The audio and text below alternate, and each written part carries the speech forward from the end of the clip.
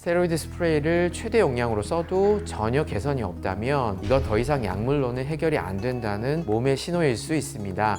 안녕하세요. 귀, 코, 목은 닥터 찬찬 김호찬 원장입니다. 촬영 직전에 우리 PD님이 저한테 이런 얘기를 하시더라고요. 원장님, 저 비염약을 5년째 먹고 있거든요. 약국에서 사 먹는 약, 병원에서 처방받는 약, 심지어 한약까지 먹어봤는데 수술하면 나아질까요? 아니면 그냥 평생 이렇게 살아야 하나요? 그때 제가 PD님께 드린 답변이 뭐였는지 아시나요? PD님은 수술 안 하셔도 됩니다가 답이었습니다. 깜짝 놀라시더라고요. 이비인후과 의사가 수술하지 말라고 하니까요. 사실 비염으로 고생하시는 분들 중에 진짜 수술이 필요한 경우는 20% 정도밖에 안 됩니다. 나머지 80%는 약물 치료와 생활 관리로 충분히 좋아질 수 있습니다. 문제는 그 20%에 해당되는 분들이 수술 시기를 놓쳐서 고생한다는 거예요. 또 반대로 수술이 필요 없는 분들이 불필요한 수술을 받는 경우도 있고요. 오늘은 정말 수술이 필요한 경우와 그렇지 않은 경우를 명확히 구분해 드리겠습니다. 우선 대부분의 비염 환자분들께 희소식부터 전해드릴게요. 여러분들은 수술 없이도 충분히 좋아질 수 있습니다. 가장 대표적인 경우가 계절성 알레르기 비염입니다. 봄철 꽃가루 때문에 고생하시는 분들 많으시죠? 이런 분들은 수술보다는 미리 항히스타민제를 복용하거나 스테로이드 스프레이를 사용하는 것, 마스크를 착용하는 것만으로도 충분합니다. 계절이 지나가면 자연스럽게 좋아지니까 굳이 수술까지 갈 필요가 없는 거죠. 약물 치료에 반응이 좋은 경우도 마찬가지예요. 비강 스테로이드 스프레이를 2주 정도 사용했는데 코막힘이 확실히 개선된다면 이건 수술이 필요 없다는 명확한 신호입니다. 약물 용량과 사용 기간만 잘 관리하면 평생 편하게 지낼 수도 있어요. 환경 개선으로 극적인 변화를 보이는 분들도 있습니다. 실제로 제 환자 중에 이사하시고 난 후에 비염이 완전히 사라진 분이 계신데요. 알고 보니까 오래된 아파트의 곰팡이가 그 원인이었던 거예요. 침구를 자주 삶아주고 카페트를 제거하고 공기청정기를 사용하시는 것만으로도 놀라운 개선 효과를 경험하는 분들도 정말 많습니다. 특히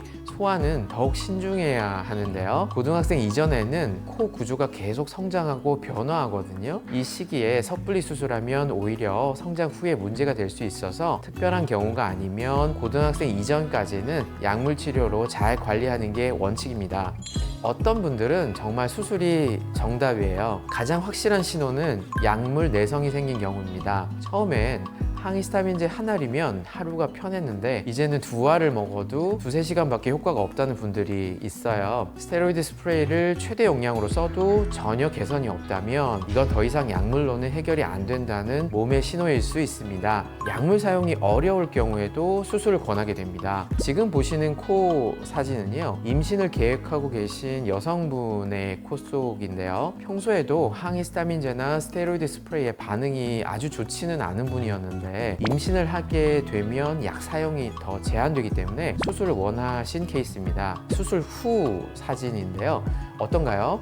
알레르기 반응을 아예 없앨 수는 없겠지만 아무래도 수술 전보다는 코막힘이 줄어들 겁니다. 비중격 만곡증이 심한 경우에도 수술이 필요해요. 물리적으로 공간이 좁다는 것은 약물로는 해결이 어렵다는 겁니다. S자로 심하게 휘어져 있거나 가시처럼 튀어나온 부분이 심한 경우에는 수술로만 해결 가능한 구조적 문제입니다. 부비동염, 축농증이 동반되는 비염도 수술이 필요한 경우가 많습니다. 축농증이 3개월 이상 지속되거나 항생제를 여러 차례 써도 얼마 지나지 않아서 금방 재발한다면 축농증 수술을 고려하게 되는데요. 이럴 때도 비염 수술을 함께 시행하게 됩니다. 더 심각한 건 수면무호흡증이 동반된 경우인데요. 코골이나 수면무호흡증은 이전 영상에서도 말씀드렸다시피 목에서 생기는 겁니다. 기도가 좁아져서 생기는 것이죠. 그렇다고 코가 관련이 없을까요? 아닙니다. 코골이가 심하시거나 숨이 멈추는 수면무호흡증이 있는데 코막힘이 심하시다면 비염 수술을 고려해 볼 수 있는 겁니다. 혹은 양압기를 사용하시는데 코막힘이 있다면 착용이 어렵거든요. 그렇기 때문에 양압기 착용을 위해서라도 비염 수술을 하게 되는 경우도 있습니다. 수면무호흡증은 심혈관계 질환과 더불어서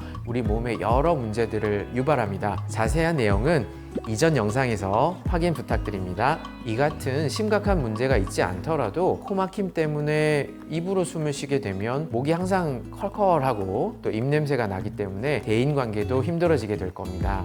많은 분들이 궁금해하시는 게 왜 나는 약이 안 들을까인데요. 가장 큰 이유는 구조적 문제 때문입니다. 이를테면 터널이 무너진 상태에서 아무리 신호등을 잘 조절해도 차가 지나갈 수 없잖아요. 같은 이치입니다. 또 다른 이유는요, 만성화되는 거예요. 10년, 20년 비염을 방치하시게 되면 코 점막에 여러 변화가 발생됩니다. 점막 세포 아래쪽에는요, 베이스먼트 멤브레인이라는 기점막이 있는데 여기에 이제 콜라겐 같은 것들이 침착이 되고요. 그러면서 딱딱하게 바뀌게 돼요. 그리고 또 혈관이 확장되면서 코 막힘도 증가될 뿐 아니라 혈관의 투과성이 증가돼서 삼출물이 더 잘 나오게 되거든요. 그러면서 콧물이 더 잘 유발되게 됩니다. 점액을 분비하는 거블리셀이라는 그런 분비샘이 또 증가돼서 콧물이 더 많이 나오게 되고요. 만성적인 염증이 반복되면 점막 자체가 또 두터워지고요. 점막 속에 있는 뼈도 두터워지면서 코 공간은 더욱더 줄어들게 되는 거죠. 사실 항히스타민제 자체가 내성이 생겨서 약물이 안 듣는다기보다는 방금 말씀드린 구조적인 변화가 있거나 다른 자극 요소가 늘어나는 등 다른 요인들의 변화 때문에 약물 반응이 떨어진다는 연구 결과들이 더 많습니다. 알레르기를 유발하는 가장 흔한 원인 물질은 바로 진먼지 진드기인데요. 이건 아무리 청소를 열심히 해도 완전 제거는 불가능합니다. 매트리스, 소파, 카펫 속에 숨어있는 진드기까지 다 없앨 수는 없고요. 아무리 삶고 또 털어준다고 해도 0으로 만들 수는 없어요. 꽃가루나 미세먼지와 같은 다른 요인들도 100% 통제는 아무래도 어렵기 때문에 알레르기 반응이 심한 분들은 구조적으로라도 숨길을 넓혀드려야 그나마 편하게 지내실 수 있는 겁니다. 복합적인 문제가 있는 경우도 많아요. 알레르기 비염에 비중격 망곡증, 거기다가 축농증까지 겹쳐 있으면 약물 하나로는 해결이 어렵게 됩니다. 이런 경우에는 각각의 문제를 하나씩 해결을 해야 되는데 그러려면 수술이 필요한 경우가 많습니다. 그래서 저희가 수술을 결정할 때는 아주 명확한 기준을 가지고 있습니다. 우선 충분한 약물 치료가 전제가 되어야 합니다. 최소 8에서 12주 정도는 제대로 된 약물 치료를 해봐야 됩니다. 그런데 많은 분들이 약을 몇 년째 먹었다고 하시는데도 실제로 알고 보면 제대로 된 치료가 아닌 경우가 많아요. 용법을 제대로 지키지 않거나 코스프레이 같은 것들을 지속적으로 사용하지 않거나 하는 경우가 되겠습니다. 제대로 된 약물 치료 후에도 개선이 미미하다면 정밀 검사를 진행을 하고요. 내시경으로 코 내부를 직접 관찰을 하고 CT를 촬영을 해서 정확한 구조를 파악하고 혹시나 동반되어 있을 수 있는 부비동염 같은 추가 요인들도 함께 파악합니다. 알레르기 검사를 시행해서 원인 물질도 찾아내고요. 이런 검사 결과를 종합해서 수술 여부를 결정하는데 가장 중요한 건 환자분의 삶의 질입니다. 비중격이 아무리 많이 휘어져 있더라도 거기에 적응이 되어서 생활에 큰 지장이 없다면 수술을 권하지 않습니다. 반대로 코 중격이 많이 휘어지지 않더라도 일상생활에 불편함을 많이 느끼신다면 수술을 적극 고려해 봐야 합니다. 코 속의 기류의 흐름은 사실 100% 예측이 어렵거든요. 이리저리 부딪히는 과정에서 내시경상에서는 그렇게 휘어짐이 많지 않더라도 주관적으로는 심하게 코막힘을 호소하게 되는 경우도 많기 때문에 기류를 편안하게 지나가도록 수술적으로 개선을 하면 많은 효과를 보시게 됩니다. 수술 방법도 환자마다 다 달라요. 합의갑계 라고 코 안에 이렇게 튀어나온 구조가 있거든요. 그게 크면 합의갑계 축소술만 시행해도 충분하죠. 일종의 시술에 가깝습니다. 비중격이 휘어져 있다면 비중격 교정술을 겸하게 되고요. 축농증이 동반되면 축농증 수술도 함께 시행하게 됩니다. 환자분의 상태에 따라서 수술의 술식과 종류를 맞춰서 시행을 하게 됩니다. 한 가지 문제만 해결해서는 증상이 완전히 좋아지지 않거든요. 오늘의 핵심을 정리하면 이렇습니다. 비염 수술은 아무에게나 마구잡이로 하는 수술이 아닙니다. 그렇지만 정말 필요한 사람에게 잘 시행할 경우에는 인생을 바꿀 수도 있는 치료법입니다. 충분한 약물 치료에도 불구하고 증상이 지속되고 구조적인 문제가 확인되며 삶의 질이 현저히 떨어진다면 수술을 미루지 마세요. 그리고 아까 PD님 얘기의 결말이 궁금하시죠? 사실 PD님은 쉬는 시간에 제 설명을 듣고 이렇게 말씀하셨어요.